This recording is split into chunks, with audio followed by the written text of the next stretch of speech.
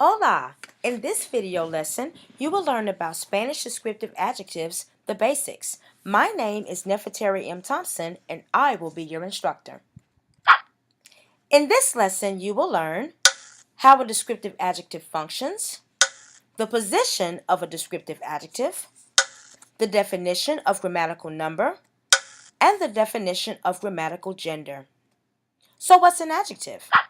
An adjective is a word that describes or modifies a noun or pronoun. By describes or modifies, I simply mean give more information about the noun or pronoun. The short woman is a good teacher.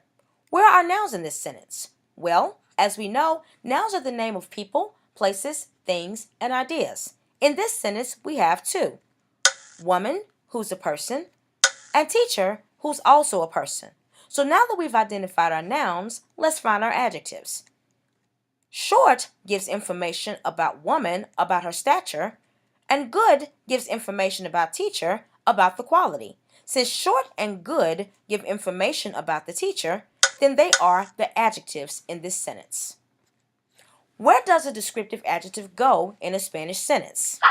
Spanish adjectives go after the noun that they modify. This is different from English because we're used to the adjective going before the noun in English. For example, the happy puppy. The word puppy is the noun because it tells what the animal is. Happy tells what kind of puppy we have, so it is the adjective. In Spanish, el perrito feliz. Perrito is the Spanish word for puppy, so it's a noun. Feliz tells what kind of perrito we have, so it is the adjective. How are Spanish descriptive adjectives affected by the nouns? Spanish adjectives must agree with the nouns that they modify in number and in gender. Now, if you need to stop and take notes, by all means do. You can pause and rewind. Do what you need to do.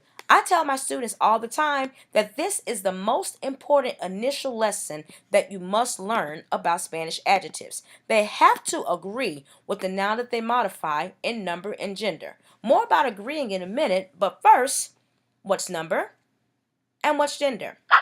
Number means singular or plural, singular meaning one, and plural meaning all the way to infinity. These aren't the counting numbers, it simply means how many there are, whereas gender means masculine or feminine.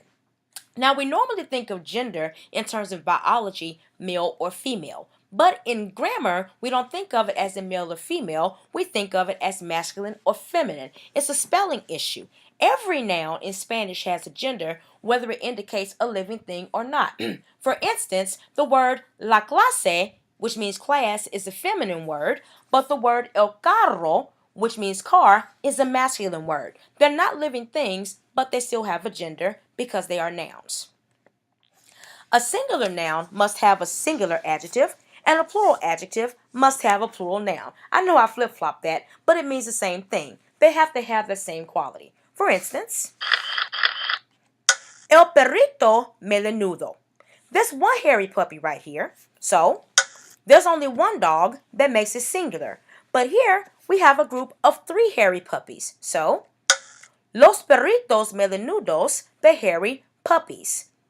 There's more than one dog, which makes it plural. Now pause. How do we know this word is plural?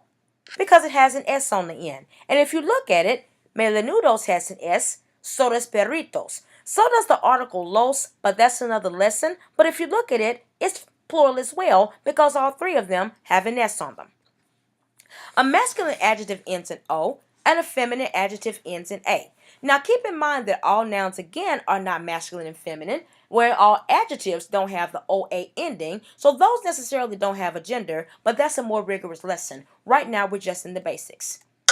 El perrito melenudo, a hairy male dog, and again, you see he's a boy, has a cute little bow tie on. This word ends in O. It's a male dog, so the adjective is masculine.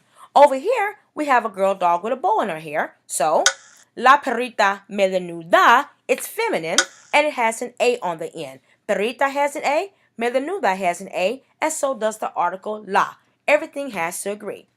So, what are the takeaways from this lesson? Adjectives modify nouns and pronouns.